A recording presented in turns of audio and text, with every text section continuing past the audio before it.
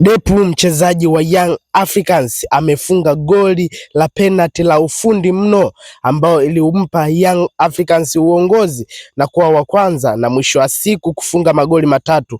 Huyo ni Depu, ni mchezaji ambaye ana uwezo wa hali ya juu sana. Twende tukaangalie goli hilo ambalo lilikuwa la ufundi mno. Twende tukaangalie jinsi ilivyokuwa hadi goli likaingia. Huyo ni Depu, twende sote tukamwangalie. Huyu hapa.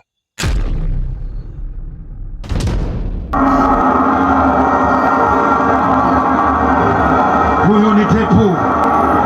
Itakuwaje? Ni nyota wa kutumainiwa Laurindo Dilson Maria. Mwite Depu, itakuwa umepatia zaidi. Mbele yake ni Stephen Raba, golikipa wa Sheska, akiwa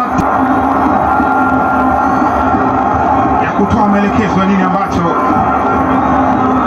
anakitaka. Depu, mwamba huu hapa, amepandisha na kushusha pumzi. Depu!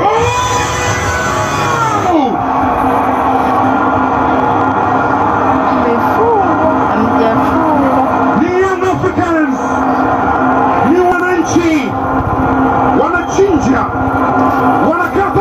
Bana, mambo tena na mpira niangalie kwa nani wao unaanza mpira tu. Sana akiwa anajua bado kuna cha kufanya hapa. Ni profesa wa mpira wa miguu Paco Msuswa, alifanyiwa madhambi mwa Ivory Coast, Angola, anaiweka katika net, anatabika Stephen Raba. Depu anaandika bao lake la kwanza katika Champions League akiwa na uzi wa Young Africans.